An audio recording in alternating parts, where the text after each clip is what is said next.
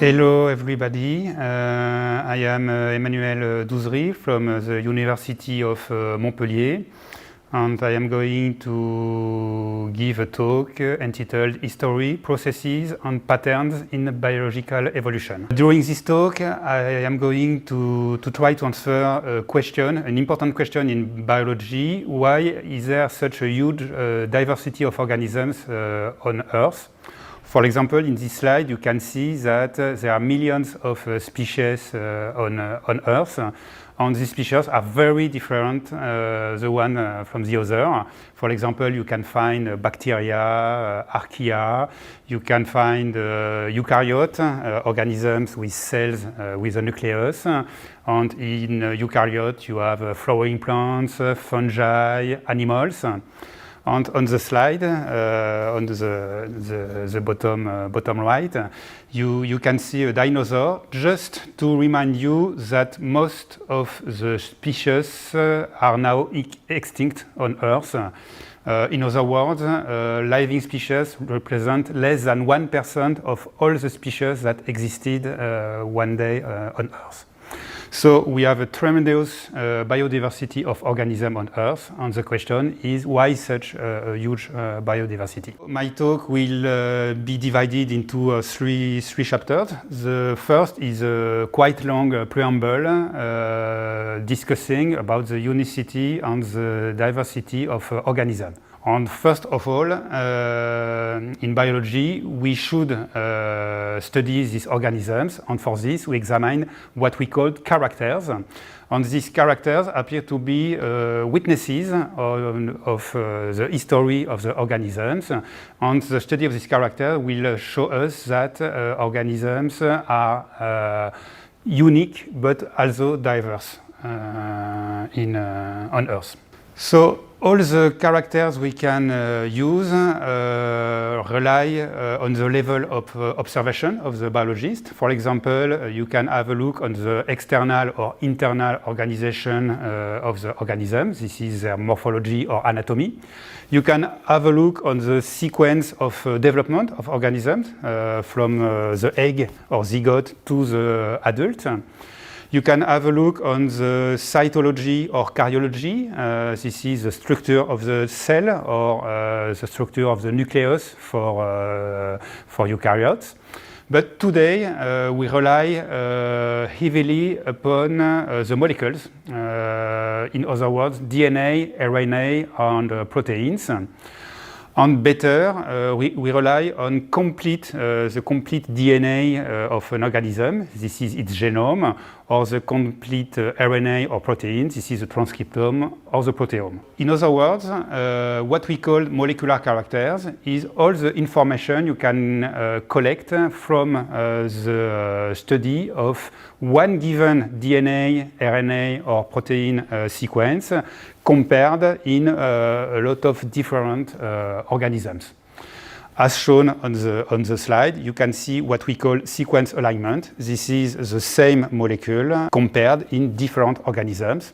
And as you can see with the colors of the nucleotide or of the amino acids, you have positions in the molecule which are conserved, and you have positions which are variable. We have witnesses of the history of the organisms. These witnesses are the characters. And this character shows that organisms, all organisms on Earth are quite similar. For example, all are made of cells, with or without nucleus. All of them are genetic material with DNA or RNA. So you have a lot of shared characteristics. But also you have a lot of differences, I have shown you before, with very different organisms. For example, from the bat to the fungi or to the bacteria. So the second point in this preamble will be how biologists conceived this diversity of organisms and how they explain it through time. So the first hypothesis a long time ago, centuries ago, was a fixist conception, which means that people thought that organisms were once created by a given entity, for example, a divinity, and this organism didn't change through time. So, as you can see on the slide, this means that we started with very different organisms. Time elapsed for a million or billion of years, and today we have this always this diversity of organisms. So, if I tell you that, of course, it means that this fixed conception has nearly no explanatory power, because the present-day diversity of organisms is just explained by a diversity which has been created centuries ago. So we didn't explain anything. So we should wait for the 18th century and with the work of people like Linné, for example, which proposed a different conception of the diversity of organisms. And this conception was the fact that there is a natural ladder of life from which we move from mineral matter, for example, rocks. And then, gradually, we increase in complexity with organisms more and more complex. For example, simple cells first, then the plants and the fungi, which will be intermediate organisms, which will be higher than inferior organisms on this ladder of life.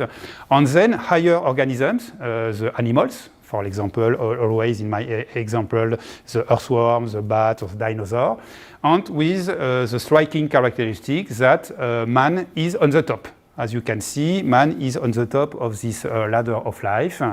In this conception, you have a connection between all these organisms, and we move from simple to more complex organisms. So this ladder of life involves that you have a gradual hierarchy of complexity in the organisms on Earth. And as time elapses, we have more and more complexification. So the new organisms which appear are more complex than the previous ones. However, this is quite a misconception somewhere, because we know today that we are not moving from one existing organism, for example, one plant, to an animal along this ladder of life. We should wait from the works of Darwin and Wallace, nearly in the middle of the 19th century. And Darwin, Wallace and colleagues propose that the better or the best description of the diversity of organisms on Earth is explained by a phylogenetic conception. A phylogenetic conception, it means that the phylogeny, it is the history of the descent of organisms through time, but with modification from common ancestors. So the basic idea, as you can see on the slide, is we start from a common ancestor, which is at the root of my tree. And then, as time elapses, we move from simple and more complex organisms. But contrary to the ladder of life, you see that these organisms are not themselves connected. They are connected through their common ancestors. However, the first phylogeny which has been depicted kept this very strong idea of ladder of life. So, in the first phylogenetic trees, we find inferior organisms, intermediate organisms, superior organisms, and always man is, as you can see, on the top. Nowadays, the modern phylogenetic conception is nearly the same, but all the organisms are on the same level in the phylogeny. So in this slide, you see that the bacteria, the archaea, the flowering plants, the dinosaurs, the fungi, and so on, are all on the same level on this phylogenetic tree. So this modern phylogenetic conception has two great advantages in order to explain the unicity and the diversity of the organism on Earth. First of all, the unicity is explained because all the organisms share a common ancestor. So if you share a common ancestor, it means that you have a legacy from this common ancestor. So it explains the fact that organisms share some the same characteristics. But as you can see on the slide, along the orange branches, you have a descent with modification from these common ancestors. So this descent with modification is the evolution, is a biological evolution of the organisms. And it means that from one common ancestor to another, you have gradual change through time. And this explains why you have so many different organisms on Earth in the past and today. So, to conclude with this point, the last universal common ancestor is called LUCA. You see it is at the root of this giant tree of life. And from this universal common ancestor, there are successive divergences, which, after biological evolution, lead to the diversity of organisms encountered on Earth. So, with this phylogenetic conception, we have a very strong explanatory power, which resolves the paradox of organisms being unique but also diverse. So, I spoke about the characters in order to study organisms. I spoke about different conceptions explaining this diversity of organisms, and the modern conception is the phylogenetic conception. And the last part of this long preamble will be the fact that we should now try to explain why there is this phylogeny or this history of the descent of organisms. And for this, I will need to speak about what is called gene trees and the species trees. To understand why evolution on Earth can be conceived as this giant phylogenetic tree, as I showed you previously, just remind that from generation to generation of organisms, we move from the generation of the grandparents, which gave rise to the parents, to the children, to the grandchildren, and so on. On the slide, each rectangle symbolizes an individual, and two white circles depict the genetic toolkit, which is inherited from our parents. So we have two genetic toolkits, one from our father and one from our mother, and it's the same situation for all organisms which reproduce with two sexes. We have these different generations. And now have a look on a piece of the genetic information in one grandparent, for example, a grandparent C1. And C1 reproduce and give individual C2 and then D3. So it means that this DNA copy is transmitted generation from generation through reproduction. But as you can see, at the third generation, this blue DNA copy became extinct. So it means that a lot of DNA copies are lost during the evolution of organisms. But now have a look on another copy of DNA, the orange copy. This copy of DNA for organisms for which DNA is a genetic material, or virus for which sometimes this is RNA as a genetic material.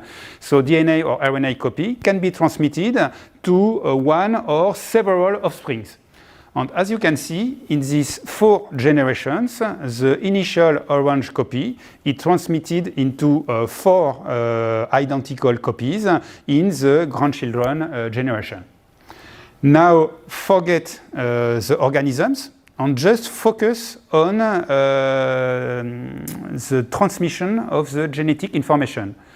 As you can see, the orange copy is transmitted from generation and will exist in 4 copies in a few generations. This means that if a DNA copy is transmitted to a minimum of 2 descendants, It means that you generate a tree-like structure in the transmission of the genetic information. You have a tree-like structure, and sometimes, as you can see for the second node of my tree-like structure, you have even transmission of 3 different copies. In other words, it exists a phylogeny of genes. The genetical information is transmitted from generation to generation, and when this transmission involves at least 2 offsprings, you begin to have this tree-like structure diverging through time. So this is what we call the gene tree. It means that there is a genealogy of genes in organisms through time. Now, have a look if we use a kind of backward zoom, and now we consider, for example, 10 generations. You will have a lot of different DNA copies which will be either extinct or transmitted from offspring to next generation. And if the divergence between the genetic information is important, sometimes the individuals cannot reproduce the one with the others. This means that you have separation of the initial species into 2 descending species. So here you begin to understand how new species appear from ancestral species. Moreover, if you have a look on a given trajectory of the gene tree, one additional phenomenon can occur. As I told you before, the genetic material is replicated and transmitted from generation to generation. But sometimes the enzymes replicating the DNA are prone to errors, and these errors are the mutations. So mutations superimpose with this gene tree history.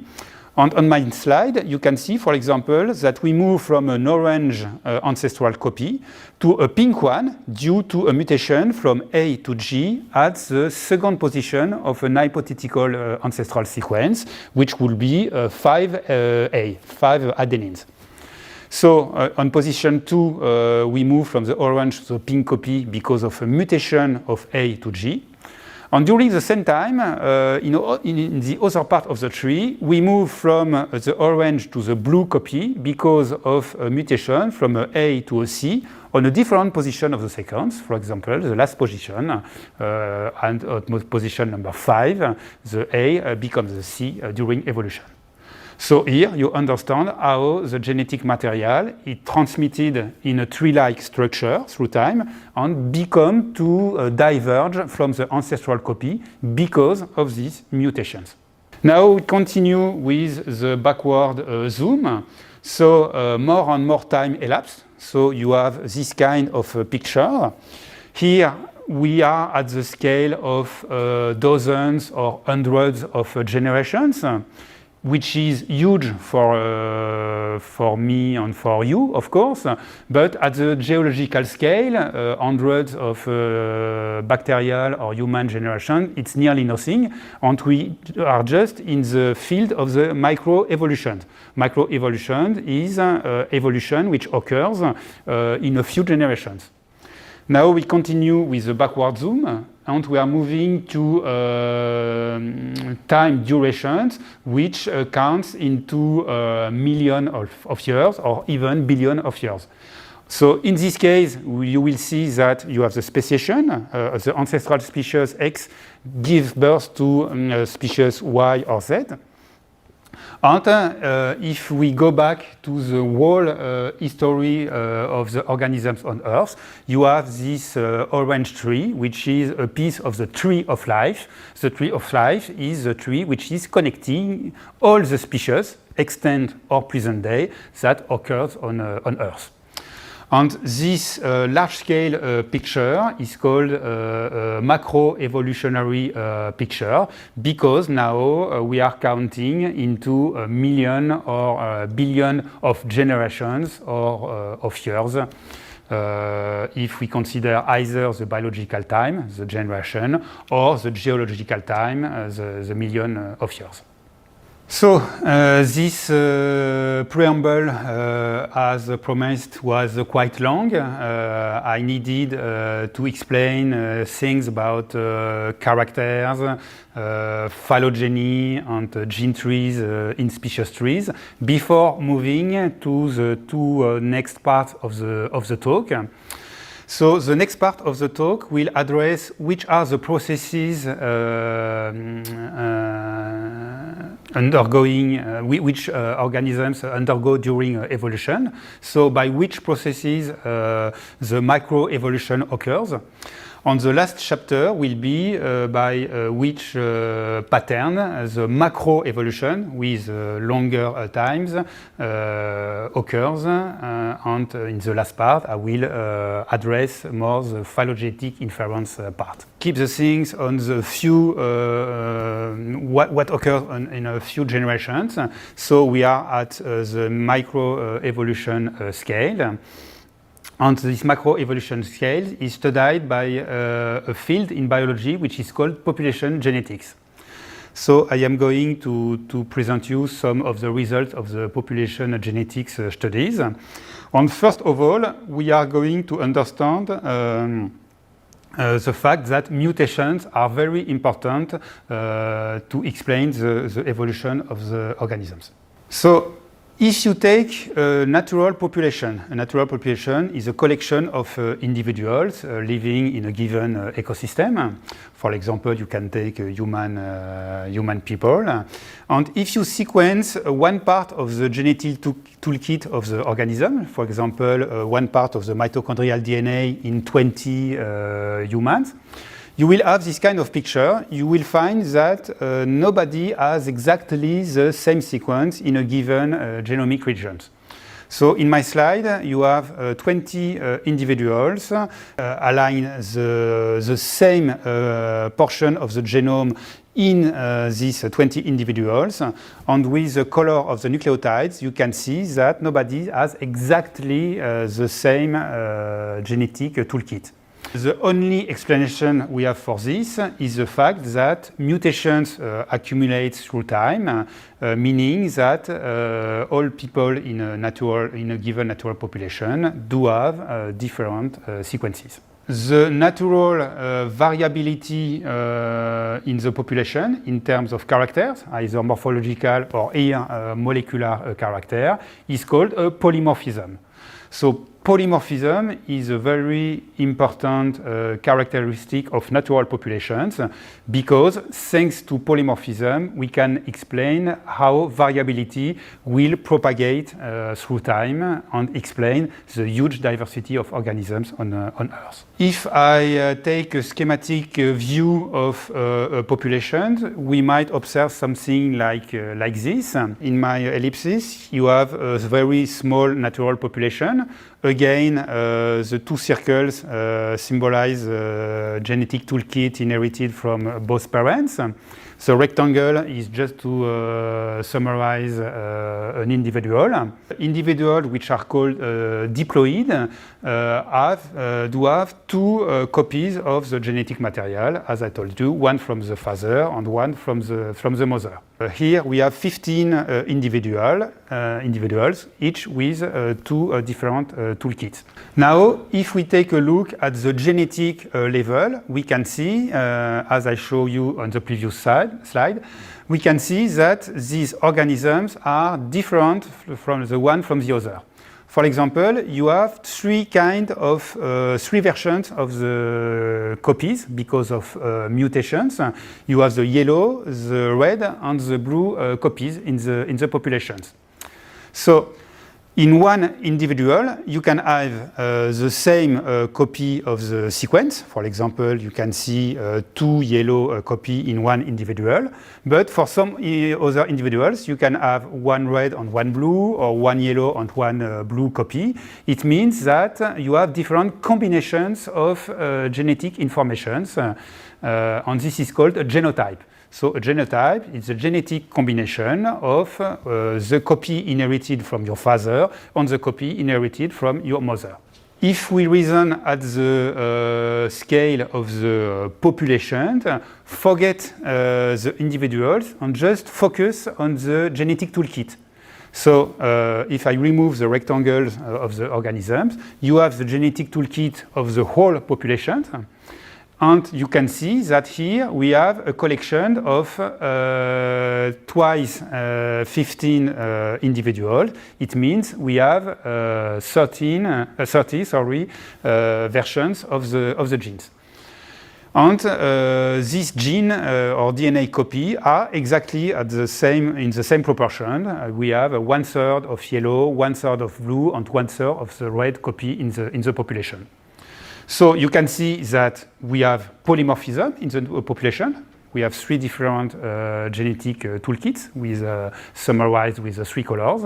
And these genetic toolkits are at the same frequency in the population.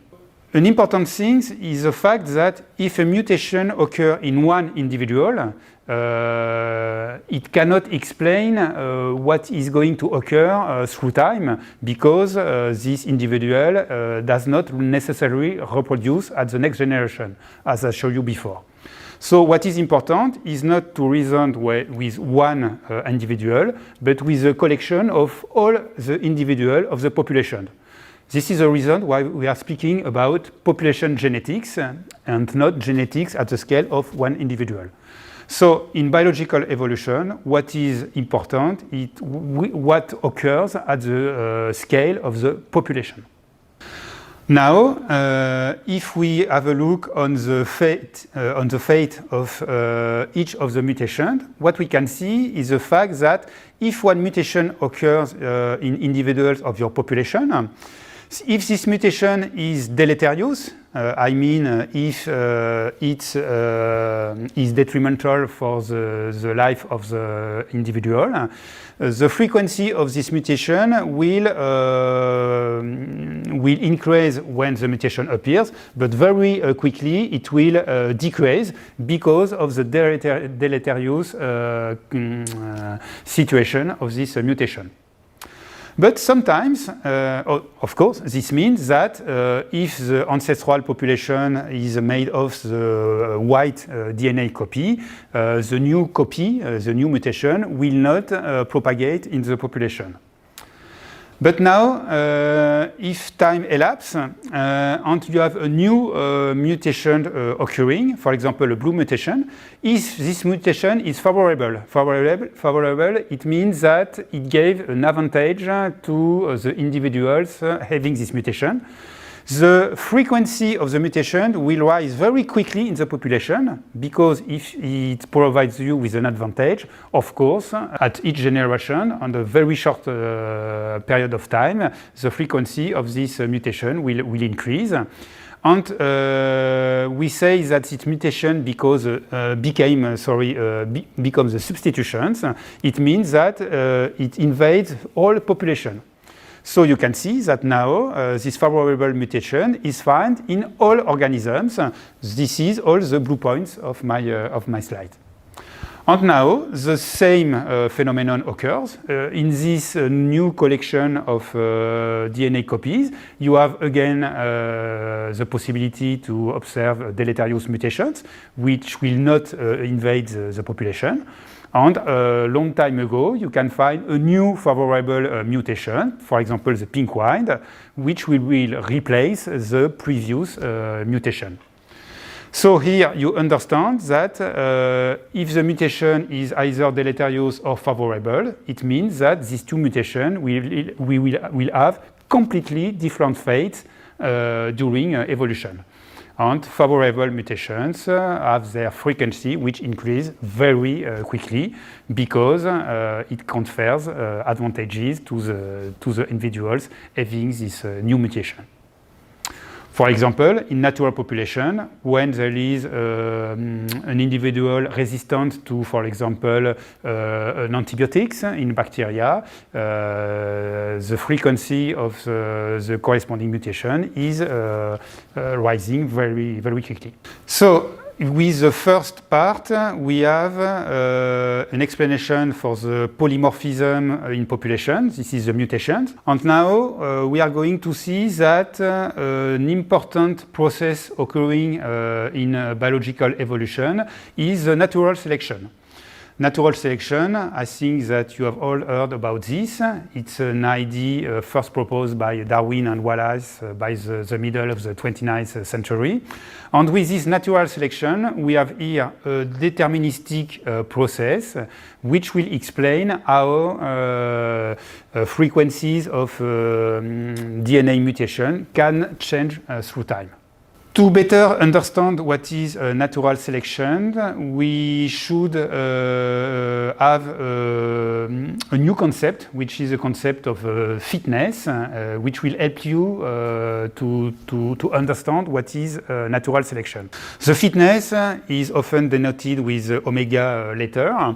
The fitness is attached to a genotype, in other words, a combination of genetic information.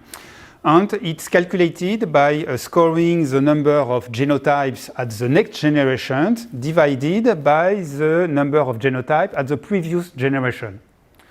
In other words, if the number of genotypes doesn't change through time, it means that the fitness will be equal to 1. In other words, the number of genotypes will be the same at the next at the previous generation. However, as I showed you before, some mutation can be deleterious and some mutation can be advantageous. So it means, in this case, that the number of genotypes bearing the corresponding mutation can change from one generation to another. So it means that we can move from the value of 1 and we can move by a coefficient called S, like selection. So if you have 1 plus S, it means that the number of genotypes increases at the next generation. And if you have 1 minus S, S is always positive, it means that the number of new genotypes will decrease. So the coefficient of selection S will measure the intensity with which a mutation will be either favorable or will be deleterious. In a given environment, this fitness actually combines two things. When you have an adult organism which will be able to reproduce, it means that the reproduction will involve producing gametes, and these gametes will fuse into a zygote. And this is one important aspect, which is the fecundity of the organisms. And for example, in animals or in plants, we know that some organisms have a very high fecundity. It is called R strategy. Whereas other individuals, like for example mammals, have a few, very few number of offspring. This is the K strategy, in which you have parental care and a low number of descendants. Either the R or the K strategy, in every case, you have a certain amount of fecundity, which means that a given adult gave rise to a given number of zygotes. But then, with the zygote, you have a survival phase, which is the second phase, in which the zygote will be able to grow, to develop, to grow, and on its turn to be an adult able to reproduce. So, as you can see, to move from the previous n generation to the n plus 1 next generation, you have a fecundity and a survival phases. So it means that the fitness is impacted by the fecundity of the organisms and by their ability to survive in a given environment. So to summarize, with this fitness concept, when the coefficient the S coefficient selection is positive, it means that genotypes have higher fitness, so they are going to be more frequent at the next generation. To the contrary, if S is negative, it means that genotypes have a lower fitness and they are becoming less frequent at the next generation. So with the fitness concept, we can now understand what is natural selection. The famous case study to illustrate what is natural selection is the case of a moth. The pepper moth, Biston betullaria, is a moth that has been studied heavily in England. Actually, this moth presents two different morphotypes. You have a white or whitish individual or black or blackish individuals. And these two kind of moths are differentially predated by birds. For example, these moths, when they are on a bark, for example, whitish bark, black individuals will be easily predated by birds because they are easily seen by the birds. To the contrary, there is a kind of camouflage for the white individuals because they are nearly invisible on the bark. So it means that if you start with a population with a mix of black and white individuals, and you wait several generations, first, second, and third generation, you have a differential survival due to bird predation between the white individuals and the black individuals. Actually, you will have more blackish individuals which will be predated by the birds. So the frequency of the black individuals, and therefore the frequency of their genetic toolkit will decrease through the generations, and by compensatory effect, the number of white individuals will increase in the population. So this is the natural selection, the fact that the number of descendants at each generation can fluctuate, and this is linked here with the different morphology of the two kind of moth, the black and the white, and this is due to an environmental pressure, which is here the bird predation. Now imagine that the color of the bark change, for example, because atmospheric pollution due to coal dust. This is what occurs during the Industrial Revolution in England.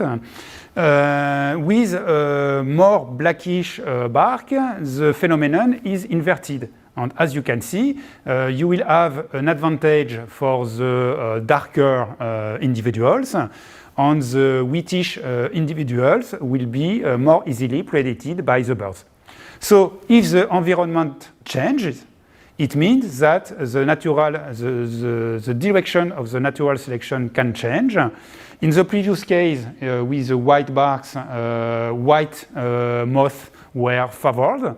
But with dark barks, this is a black moth, which will be rapidly favored in a few generations. As you can see, you will have differential predation with these individuals, and the frequency of the white moths will gradually decrease generation from generation.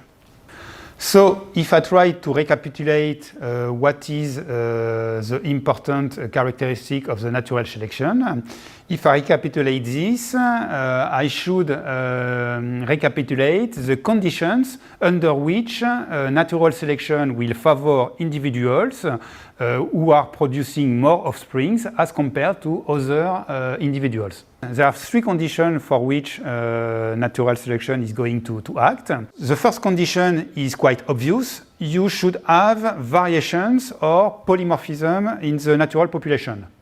Of course, if all individuals are strictly identical, you cannot have differences between these individuals.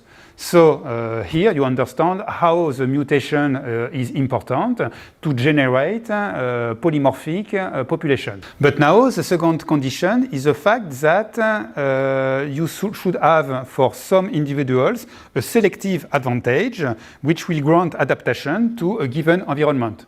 For example, wheatish moth will be advantageous when the bark of the tree is white.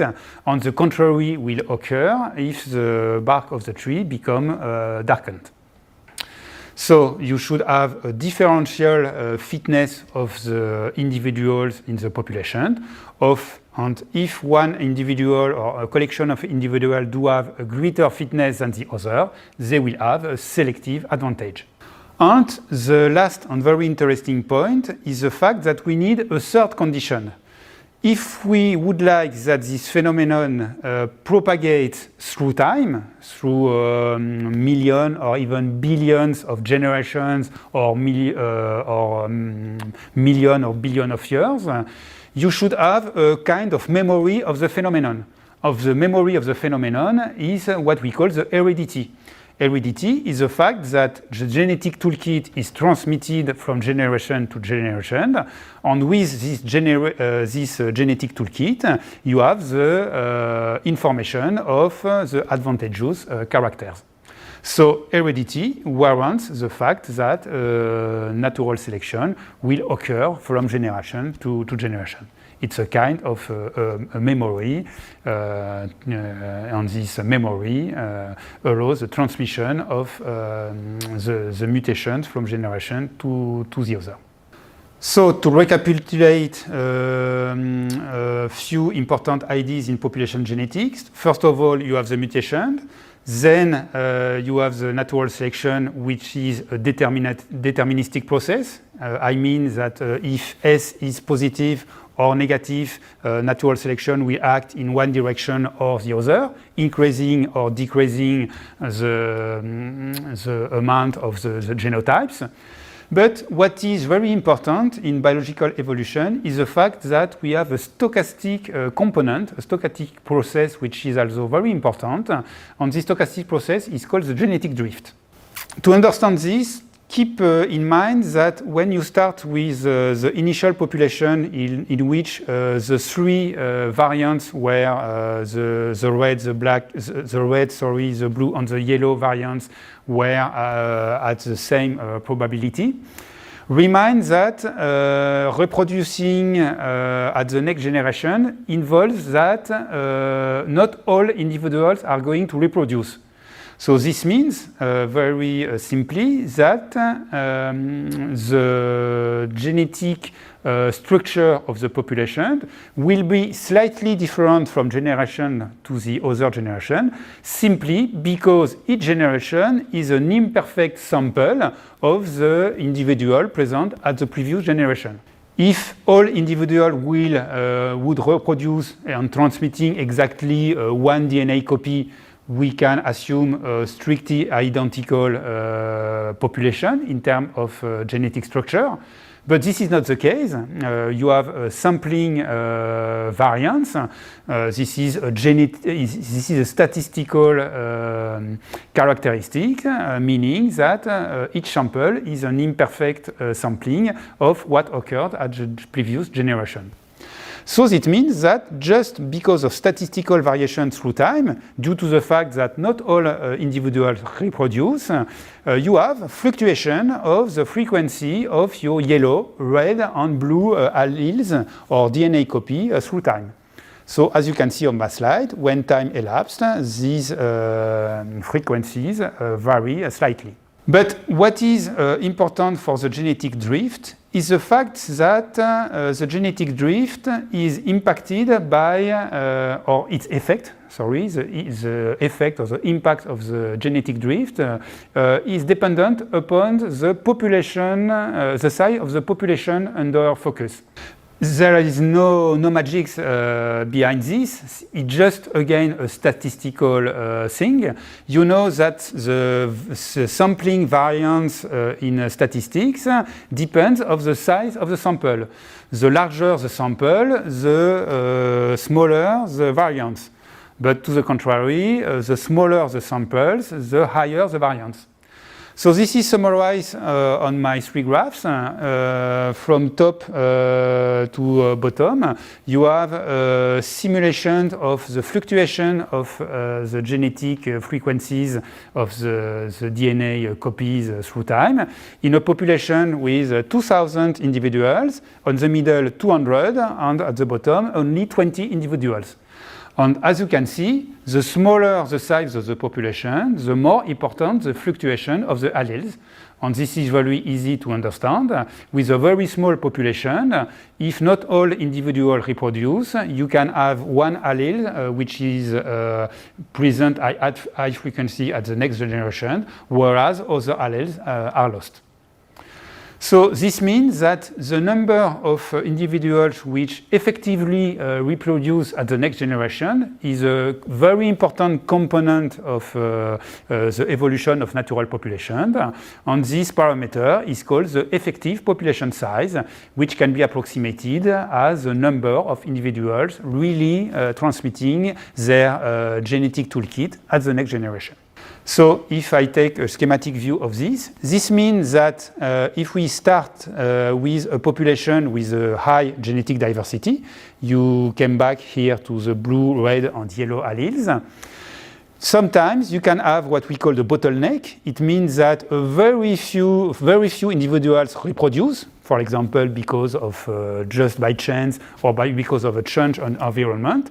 And you can see in the middle that you have completely lost the blue alleles and you just keep the red and a few yellow copies. And after that, if more individuals reproduce, the number of the yellow and red alleles will increase again, but the bottleneck involves the complete loss of one of the allele. So this means that the effect of the genetic drift is more important in the small populations.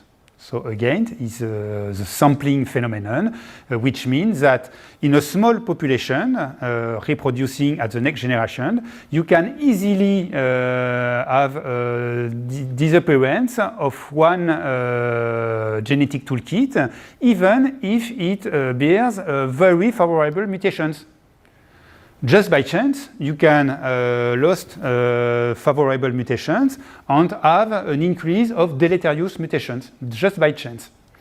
And this is observed in some cases, which are called founder effect situations, in which you have migrants which move from an area to another one, for example, an island, and the migrating individuals just represent a small fraction of the diversity, the initial diversity, and this means that you will have a biased representation of the initial genetic diversity. This phenomenon occurs on islands, for example.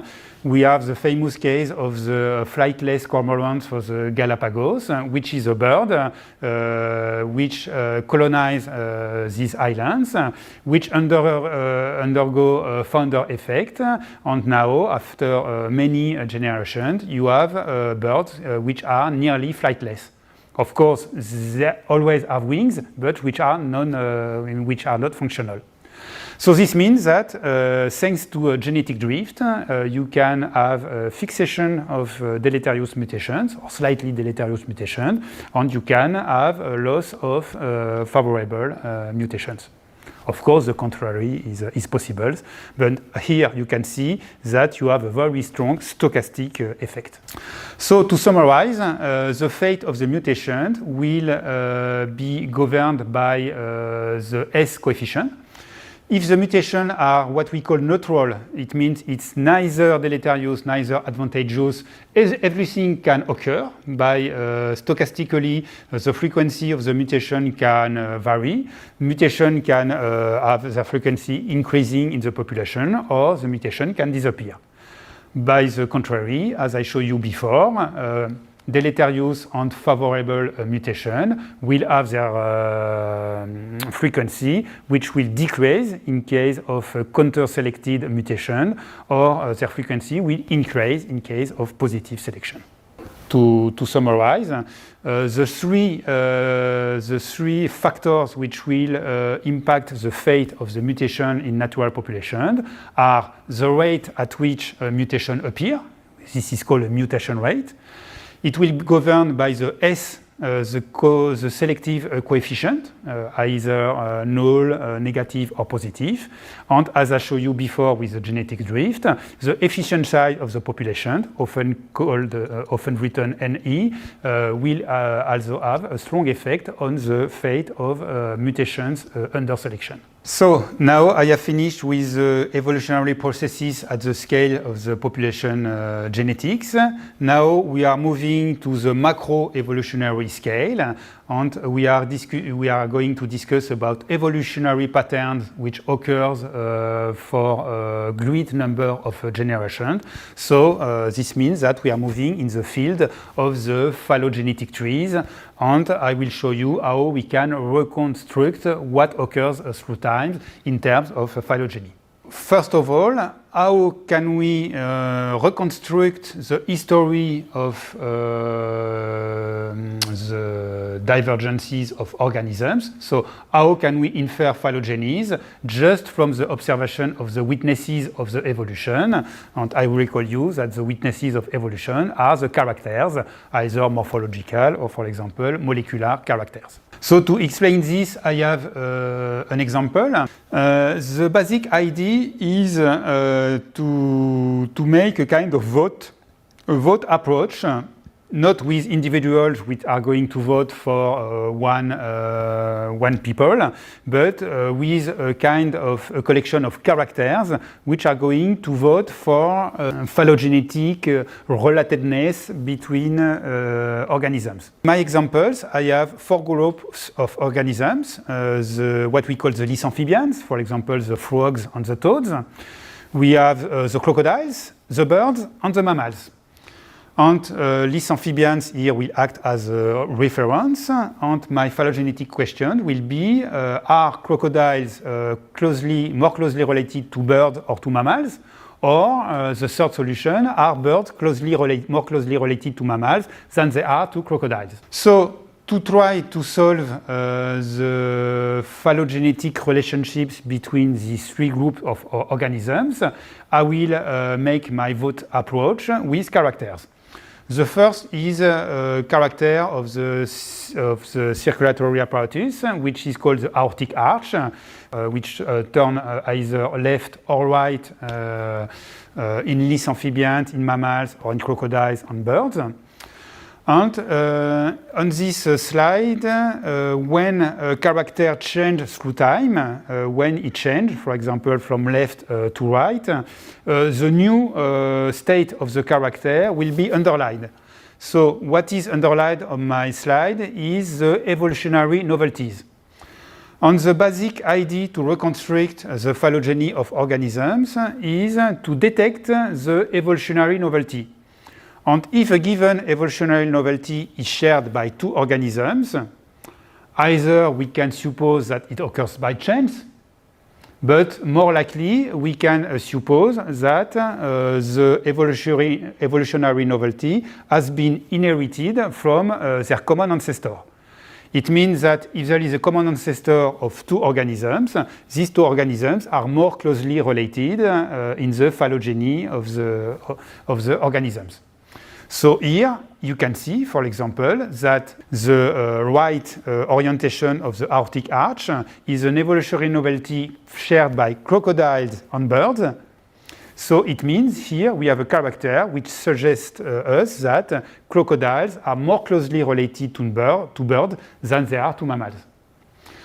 So now we are going to proceed exactly like in, for example, like in a democracy process in which we ask people to vote from to other people. So we are going to ask for a vote for a second character. For example, I can ask a vote for the metabolism character. As you know, in the animals, you have cold-blooded animals, which are called ectotherms, or you are warm-blooded animals like us or like birds, for example, and these are called endotherms animals. In other words, it means that the origin of the energy principally is the inner metabolism or is the external environment, for example, the sun for these amphibians or crocodiles. So for the second character, as you can see, the evolutionary novelty is a warm-blooded condition or endotherm condition, and it is shared by birds and mammals.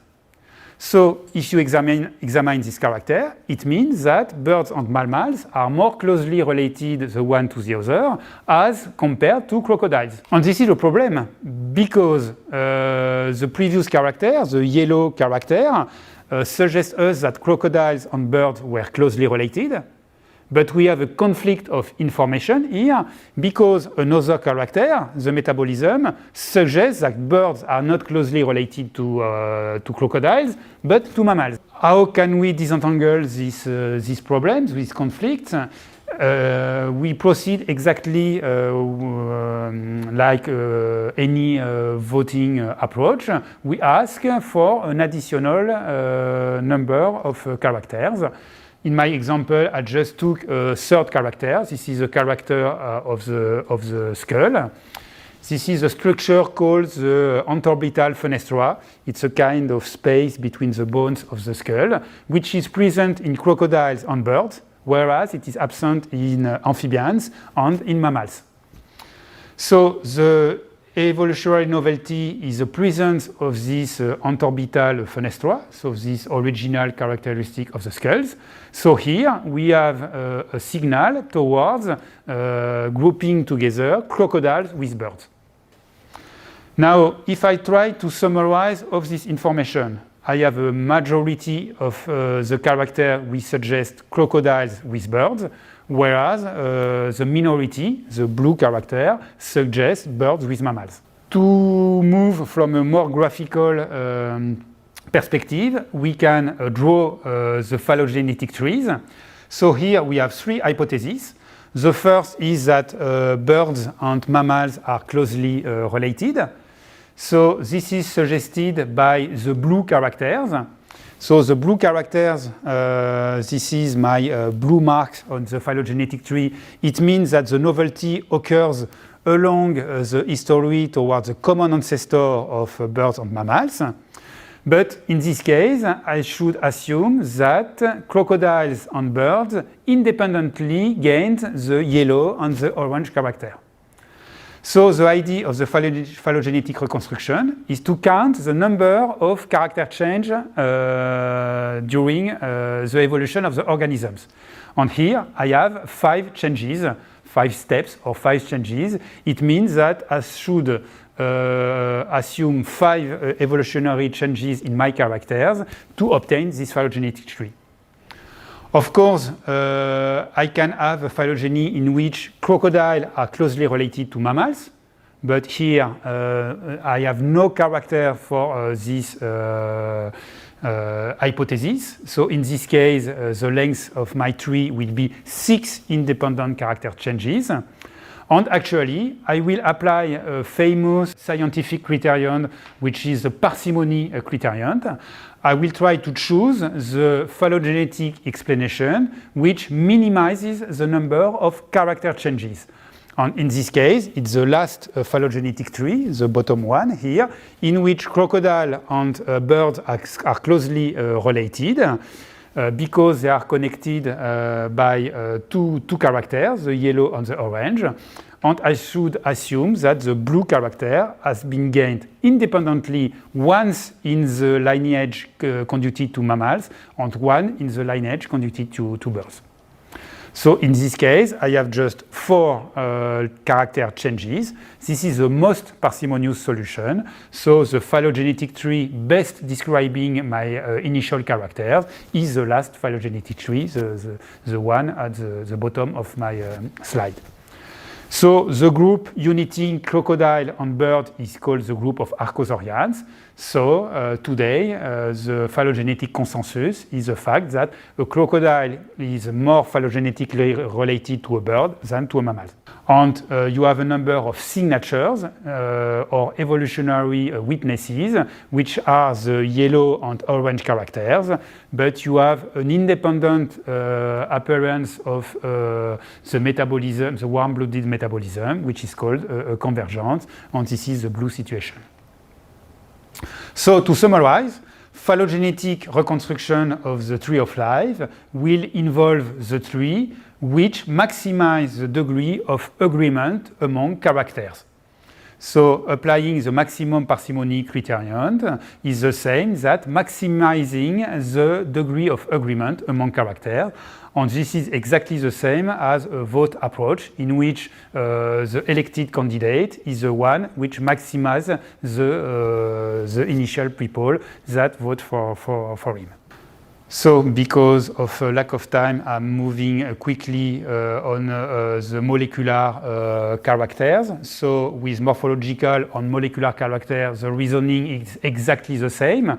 So with DNA, RNA, or protein sequences, we can reconstruct phylogenetic trees exactly on the same way as I showed you before with the blue, yellow, and orange characters. And now the phylogenetic results.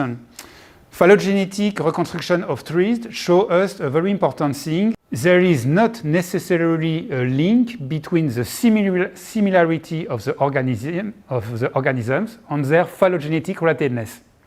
For example, here I have a very simple tree of mammals with the European mole, the golden mole, and the elephant. Just having a look on the morphology of these animals, it's obvious that the European and the golden moles are very similar from a morphological point of view.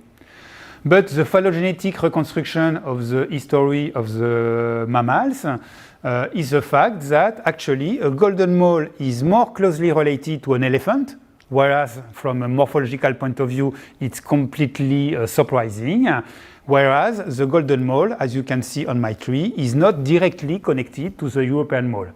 So a very important result in phylogeny is the fact that you have not necessarily a link between organisms with the same morphology, and sometimes you can have close relationships between organisms which are very different one from the other. With powerful tools to reconstruct the tree of life, we have now reliable phylogenies which are available for a variety of organism groups. For example, we have phylogeny for animals. On this phylogenetic reconstruction, you can see here, or you can see, I'm not sure you can see all the groups, but you have most the major group of animals. You have a phylogeny in which you have phylogenetic relationships among species. And as you can see, some branches are longer than the others.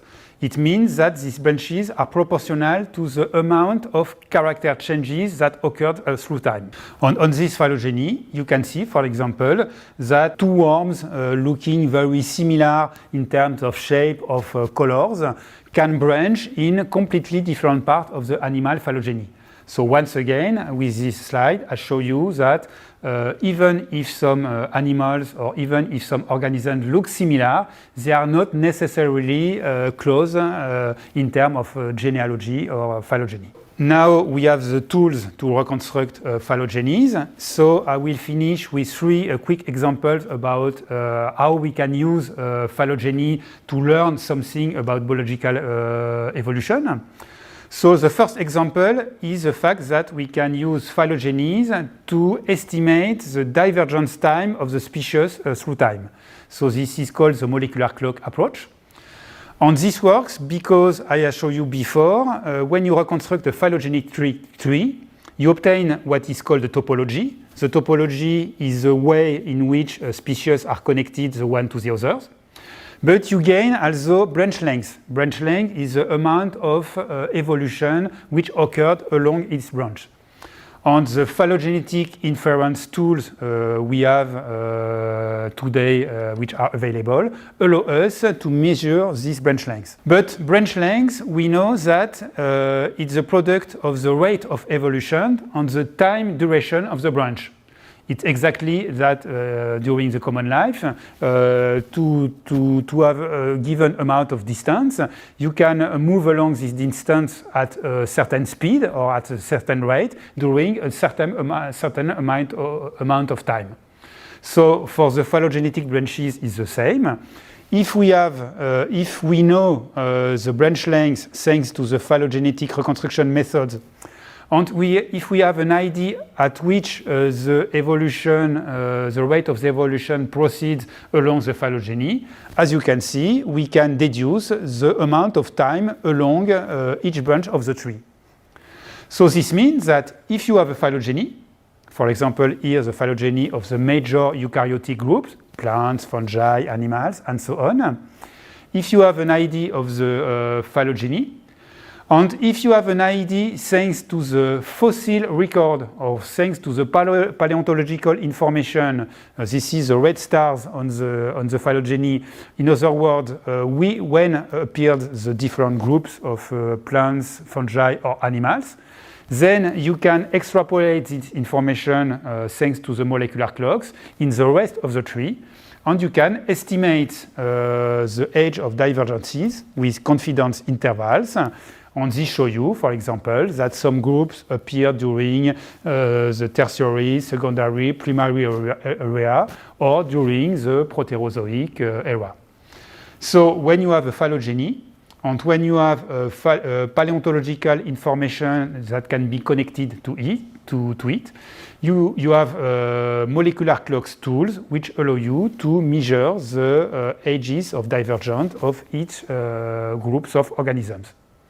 So this can be used to show or to evaluate whether some geological period were more with a higher number of species than the others. For example, if we have a look on a time-calibrated phylogeny of mammals, which is the one I show you on the slide, on the top, you can see the time-calibrated phylogeny, and at the bottom, you can see a measure of the morphological evolution. And this morphological evolution increases at the beginning of the appearance of the major mammalian groups. And thanks to the time-calibrated phylogeny, you can see that a major increase in mammalian morphological complexity occurs nearly around 80 million years ago. So here, this means that we have a tool to know when organisms diversified and when their morphological or anatomical complexity changes, which can help the biologist to understand which are the determinants of this evolution. Now, when we have the phylogenies, and these phylogenies have time calibration giving us access to the age of divergence of the different group, we can move to a next point and see how the shape of the tree can inform us about the dynamics of the divergence of organisms through time. For example, here we have different scenarios in which we simulate the diversification of organisms through time, but also their extinction. As I told you at the beginning of my talk, remember that most of the species that lived on Earth are now extinct. So this means that extinction is very important, and today, of course, we all know that extinction is very important due to the environmental changes. And what you should keep in mind is the fact that the amount of groups appearing through time and the amount of groups disappearing will have an impact on the global shape of the tree. As you can see here, for example, on the top right of my slide, you have a tree with numerous branches. So this is a situation in which you can easily conceive that many groups appear through time and are always living today. But for example, if you take another tree, the one on the top left, on the top left you have a tree with few branches. So with few branches, you can imagine that either you have had a low diversification through time, or you have high diversification, but with many extinctions, meaning that you have a tree with a few number of branches. So this slide is here in order to show you that we have the tools to deduce the amount of diversification and extinction that occurs during the course of the evolution, just observing the general shape of the phylogenetic tree. So when we have this, we can correlate the diversification of extinction rates on a phylogeny either with the groups, the corresponding groups of organisms. For example, we can see that dinosaurs became extinct at a given period of time, or that some organisms diversified at another geological time. But you can also correlate this with geographical areas on Earth. For example, you can see that with green, blue, and red groups of organisms, some diversified in the New World, in the America, whereas the others diversified in Europe or in Asia. So diversification patterns through time and through the geographical area can be deduced from the shape of the phylogenetic tree. Last point now, with the phylogeny, we can also portray the ancestors. Because we study the evolution of the characters along the phylogeny, we can start from the characters of the present day or extinct species and try to portray which character was present in their last common ancestor. And for example, it has been done for Luca, the last universal common ancestor, because people showed that some of the proteins that we have in the major group of organisms on Earth, these proteins have a composition into 7 amino acids, which correlate with the optimal growth temperature of the corresponding microorganisms. So this is true not for macroorganisms like us, but rather for archaea, bacteria, or unicellular eukaryotes. So you have 7 amino acids whose protein composition increases with the optimal growth temperature. So we can imagine that if we are able to reconstruct which was the ancestral content in the 7 amino acids at the origin of the tree of life, we can correlate this with the optimal growth temperature and deduce if Luca lived at medium, low, or high temperature. And doing this, for example, here you have a phylogeny of the major microorganisms groups on Earth. We have tools to reconstruct the ancestral amino acid composition, so we can portray the amino acid composition of Luca, given the amino acid composition of the present-day organisms. And when we do this, we show that Luca was probably a mesophilic organism. I mean an organism living at temperatures like 20 or 40 degrees, but not at high temperatures. To the contrary, it means that in bacteria and in archaea, you have independent gain of the thermophily ability, in other words, the ability to live at high temperatures, for example, temperature of 90 or even 100 Celsius degree. So as you can see, knowing the phylogeny and reconstructing the ancestral character state allow us to correlate this with some macroscopic characteristics. I am now going to conclude this presentation. So you recall that my initial question was how to explain this tremendous diversity of organisms on Earth. And the answer is that you have a number of processes and patterns that are shaping the evolution of organisms on Earth, leading today to a high diversity of forms. So to recapitulate this, just remember that when time elapses during a generation, the genetic material is changing and is transmitted with its mutations from generation to the next generation. If we start with genetic material, the genome are the evolutionary witnesses of the change which occur from generation to generation. And by doing this, if you wait a million or billion of generations, new species appear with the phenomenon of speciation. Some of the species are going to be extinct. And during this diversification or extinction phases of species, you have very different species which can appear. For example, here on my slide, either cyanobacteria or either bats, which are very different organisms. But now, what is interesting is the fact that when biological evolution gives rise to very different organisms, you know that different organisms will have very different life history traits.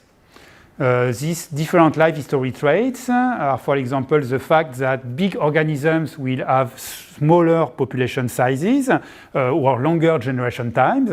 By contrast, smaller organisms will have larger population sizes or shorter generation times. And I recall you that population size is, for example, one important factor which governs the population genetics of the organisms, which means that as a feedback, the evolutionary forces at the population genetics level which act on the species will change through time because the organisms are different. So we have a kind of giant feedback loop in which genome changes. Because genome change, you have change into the species. And because species change, the evolutionary forces at the population genetics levels make genome changing again. And to recapitulate, the processes which act at the population genetics level are the one, as I spoke about, for example, mutation, selection, or genetic drift. And the patterns which occurs during the biological evolution are patterns which evolve, change into the phylogenes of genes, and ultimately patterns which affect the species tree. And now we are going to try to reconstruct the general tree of life in order to better understand which patterns and which processes govern the biological evolution. Thank you for your attention.